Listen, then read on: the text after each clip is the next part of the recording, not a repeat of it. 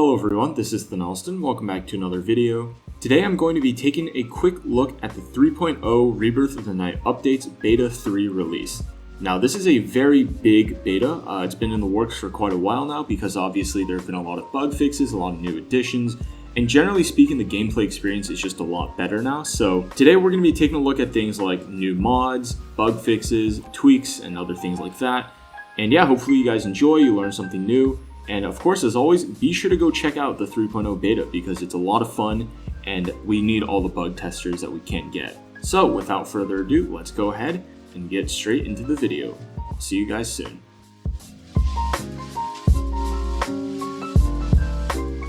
So before we get into some of the other features, let's go ahead and talk really quickly about some of the mods that have been added and some of the mods that have been removed. The first mod that was removed was a Hostile Worlds Invasions mod, and the reason for this is because it was way too buggy. The invasions didn't really work, and in the future it's going to be replaced by some invasions by the Onslaught mod, which is a mod commissioned by the Rebirth of the Night devs. For now though, unfortunately what this means is that the invasions will not be taking place. There will be no invasions, you will not have anything to worry about really. So it might be good, it might be bad, you guys will have to decide for yourselves. But in the future, there will be new invasions, so hopefully we'll see something about that in Beta 4. The next thing we have is the Nimble mod being added, and what this does is it adds smooth screen transitions, especially with the Elytra. So as you can see, it's a really nice kind of like small quality of life feature, if you will. It makes it so that switching in F5 mode as well as turning with the Elytra kind of makes more sense, right? Tilts the screen a little bit, zooms in, zooms out. So I'm definitely looking forward to playing with this, although I don't actually use F5 that much, and I don't actually use an Elytra either, so I don't know how much this is going to affect me personally, but I feel like for those of you who really like your Elytras, this is going to be a big change. And the next thing we have is the Nyx mod has been replaced with a fork known as the Nyx Rebirth of the Night Edition. And essentially what this does is it makes it so that the devs can kind of change things as they need to without having to wait for LPEC to kind of update his own mod. And currently the only thing that this adds is the ability to edit how much damage the meteorite boat does, because currently it does kind of an insane amount of damage. Definitely a good change. I look forward to seeing more features being added. And finally, we have the custom discs mod, which allows the devs to add custom music discs. Who knows? Maybe we'll see Pickstep, you know? Maybe we won't.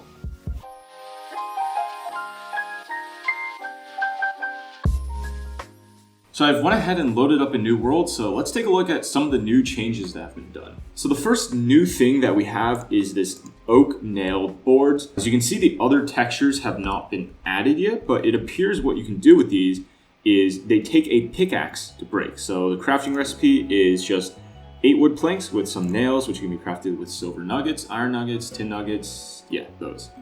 It looks like a stone pickaxe will do, but you can just build with them. They look decent. Oh, they connect. Okay, so they connect as well. They have like they kind of have like a dynamic connected texture, so you can update these as you go.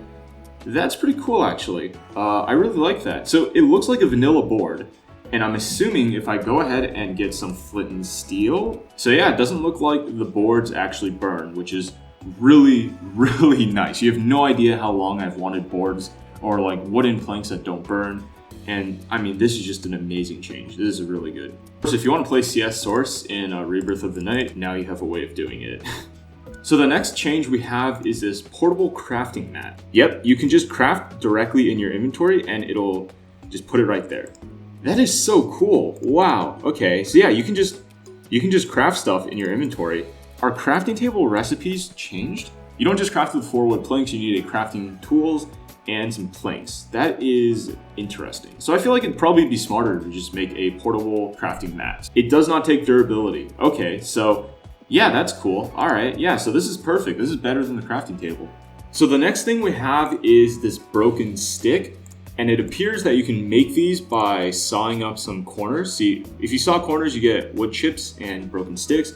And these are cool because you can actually cook them, some glue, slime balls, things like that to get sticks. So this is actually automated sticks, which is so nice. That's actually really interesting that they added that. And finally, the last major change is that there have been way more new food recipes. So I don't actually know how to look this up, but we've got taffy, spider eye soup. There's a lot of good stuff. So I'm very curious to see how much more food is going to be added.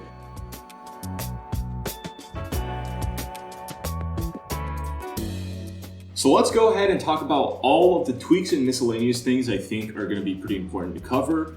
There are an absolute massive amount of these. So I'm just going to try to go through them really quickly. If you want to read the full thing, I also took out a few that I didn't feel like were terribly important. I will link the changelog down in the description as well as the pinned comment. So let's go ahead and just blast through the list. The first thing is that spectral silt has been completely removed. So as you can see, there's no longer spectral silt. It is not used in any recipes. There's no more spectral silt. It's gone. Crap. And the next thing is that there have been a lot of JAI descriptions that have been added, specifically they say for progression related things. If we take a look at the volatile core, which has also been added, by the way, I really love this texture. It's a really nice texture, as you can see. There is also a description here, so this is really cool. The next thing is that the Howling Beast armor set has been removed, or has been nerfed a little bit because it's kind of cumulative with the Ferrous Giant. So what this means is we take a look at steel armor. Yeah, it looks like the Howling Beast now only has plus 10% knockback resistance. I believe this used to be a little bit higher. So it is still a very good set effect just because I feel like the jump boost 2 is so good. That is an interesting change for sure. This is one of my favorite changes thus far. Porcelain has now been given a recipe. So as you can see, all you need to do is kind of grind up some clay with dense quartz in order to get unfired porcelain, or you can do it with refractory material as well.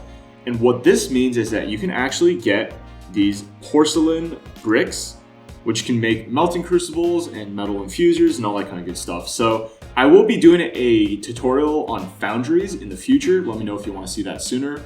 But yeah, that means that we're now able to start working with metal using the foundry system instead of just the basic smelting. And this is interesting. I just looked this up. There's rainbow porcelain. This is so cool. Yeah, okay, so you just have like rainbow blocks. And this is a big change as well. I want to give a shout out to Compy because she's been talking about this pretty much all day today. Wands have finally been added to JAI, and as you can see, they're absolutely beautiful.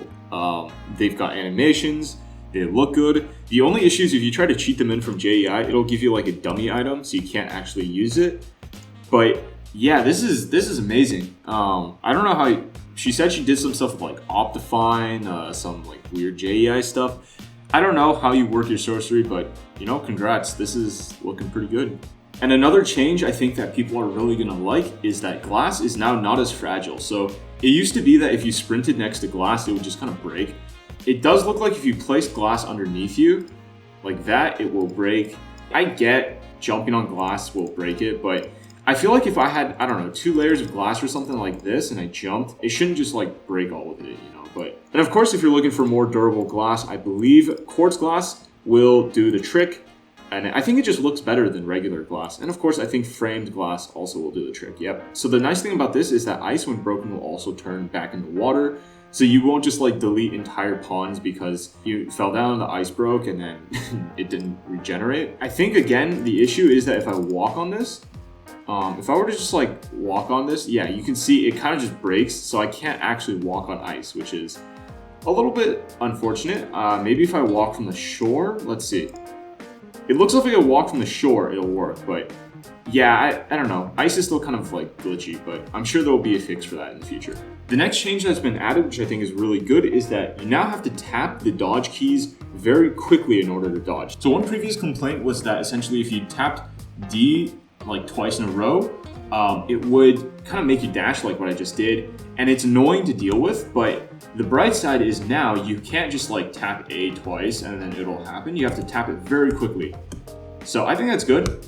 This way I won't accidentally dash like into a pool of lava when I didn't mean to. This is nice. I definitely think this is a good change. Diamond Spartan weaponry has now been removed, and it will be added back in a future update, they say, but for now, as you can see, there is only the diamond arming sword, and they say that it'll be added back with all the other gem weapons.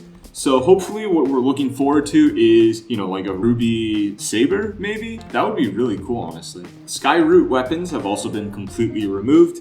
If you didn't know, there used to be a duplication glitch with them where if you gave a goose an item and they picked it up and you killed the goose with this Skyroot weapon, you'd get double the drops. Unfortunately, yeah, Skyroot weapons are gone, double drops are now gone, which is kind of sad, but, you know, I understand. The loom also now has recipes in it. So if I go ahead and right click, as you can see, it works like the 1.14, I think was added, 1.14 plus looms. So what I can do is I can get a banner, I can get some squid ink or ink sacks, and look at that. I can now make any kind of banner that I want. Check that out. Damn, okay. And one big thing that has been changed, the trash slot will now automatically delete items. So you will not be able to hold items in there kind of like as a secondary slot. It will just automatically be deleted. So be careful what you do. If I shift click, I can actually move it around, which is kind of cool. Another change is that the block matcher and banner detector from Better with add-ons now have recipes. So if I take a look at the banner detector, and I also grab myself a block matcher. So I'm assuming if these two blocks are the same, it will out yes. That is cool. And it does look like it interacts differently with comparators in redstone. So it'll output a signal of 15 when you just connect redstone to it, but it'll output a signal of 4. And of course, the banner detector, it looks like, oh, okay. So what'll happen with this is we can get some redstone and try this out. If I put a banner down right here and I put a banner in here like this, if they are the same, it'll output a redstone signal. If I break it, it will not. Check this out. So I can just put down, oh, why did it put a black banner out? Oh, I think that's a bug. This is really cool for kind of automated systems, and I definitely want to play around with this a little bit more in the release version. And the next thing that I'm so happy about, you have no idea. Goblins have been made so that they no longer can spawn with maces until after the Ender Dragon. No longer do you have to worry about your armor just getting torn apart the second you load into a world. So yeah, check that out. I've just been looking around for some monster boxes to demonstrate the next thing. And you can already see that the Goblin Scavenger, is that a Vespa Poison Blade? Yeah, that's nice. So now they have really interesting new weapons. Okay, so here we are at a monster box, and these have been buffed a little bit, so look at that. Okay, so let's see what this one spawns. It just broke, okay. Oh, that is quite dangerous. These guys can just heal pretty quickly. Look at that. Yeah, they heal very fast. We got a gluttonous stalker. Wow. Yeah, that is rough. That is rough. And the next thing that's been changed is that reforging is now done with Vis slivers instead of Vis shards. It is much more expensive. Yep, you have to soak 4 Vis slivers. So this will hopefully make reforging a lot cheaper than it used to be, and I look forward to this change because it means that we can do a bunch of new stuff without having to waste 4 Vis slivers. So it's like a 4 times buff. And can I just say for a moment, that texture, man. The next thing is that star blocks have been changed to astral blocks. As you can see, star blocks no longer exist. They're now called astral blocks. You can craft these with fallen stars, void seed, exorite, stone, light dust. It looks like it's basically just used for decoration. Like, this is the biggest flex block you could probably think of because of how hard it is to craft, but it looks pretty good. The only thing I would say is if these like connected textures could exist so that it all tiles together, I think that would make it look like a lot better. But as it stands, it's a very interesting block. It definitely is. Like the chisel blocks, unfortunately, I don't really know how I'd use this in a build. They don't glow either. That's a little unfortunate, but hopefully that will be updated in a future update. So another thing that exists, there we go. Okay, so multi-purpose stone anvil. You can now smash cobblestone into stone rocks, which actually opens up some potential avenues for like stone rock automation, because as you can see, stone rocks now actually have quite a few uses, including masonry bricks, molten code stone. So yeah, I definitely think that this is going to be interesting. It's kind of like a small tweak. I don't know how many people are going to use it, since I mean, you can just like get rocks like this. But I definitely feel like this is a nice, small quality of life tweak that maybe a few people might use. And another thing you can do is, so if we get ourselves a bed and we just sneak right click on it, it'll now bind a compass to that point. And unfortunately, as you can see, the coordinates in the top middle area no longer exist after I get a bound compass, which is really sad, but you can now uncraft a compass and get the coordinates back. So it's kind of up to you to decide whether you want to get a bound compass that leads you back to your home, or whether you want a regular compass that doesn't lead you back to your home necessarily, but will give you access to your coordinates. So the next thing is that a lot of blocks have had their mining levels fixed. We have obsidian, redstone, moss, rustic wood, nether quartz glass, copper ore, tin ore, iron ore, cooked refractory, stone bricks, unfired blocks, and a few others that are not listed. The biggest change out of this is obviously the obsidian, so now you can access the nether without having to like cheat in a diamond pick in order to mine obsidian. And this also means that I believe you can mine an obsidian block. Yes, it is. So you can now mine obsidian with a steel pickaxe. So the next thing I think is pretty funny, but wood chips have now been fixed. They can no longer be duped. So what used to happen was you could turn these like wood chip piles, I believe, into 8 piles of wood chips.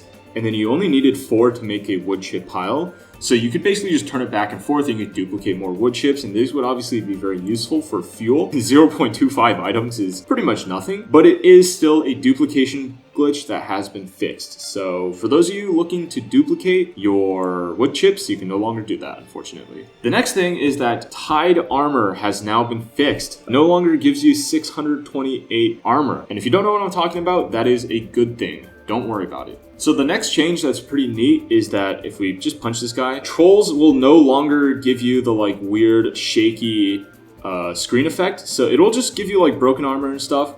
But yeah, you will no longer get the weird like thing. And if you don't know what I'm talking about, that's probably for the better, because you really didn't want to see what it was like. This also applies to ferrous rotnots as well. So fortunately, you're now able to fight both of those mobs without having your screen glitch out. And finally, the last bug fix is that the dirt bucket recipe can no longer be used to duplicate buckets. So if I do this, it no longer gives me that recipe, which is very nice. It's a very welcome change, and hopefully, you'll no longer be able to dupe buckets. So the one last thing is that the guidebook has also been edited so that you can actually see when you need to right click on stuff. So for example, when trying to summon the harvester, it kind of just told you how to build the recipe, but it didn't tell you that you have to right click on the soul chassis in order to summon the boss. So now it'll tell you to do that, and it'll also give you some more information on other bosses. I believe there are more entries now as well. Overall, very good change. Hopefully it'll help people out a little bit more. And for some reason, I can't actually look at myself from the front because of the nimble mod, which is a little bit unfortunate. But yeah, anyways, we'll kind of leave it at that. Those are all the major changes I wanted to cover today. Beta 3 has been absolutely hyped up, and I think for very good reason. This brings so many good changes, and I can't wait to see what comes in Beta 4. So yeah, if you guys want to play this for yourselves, I will leave an installation guide down in the description as well as the pinned comment. Leave a like if you liked the video, leave a dislike if you hated it, subscribe for more content, and as always, I will see you guys later. Have a wonderful day. Bye-bye.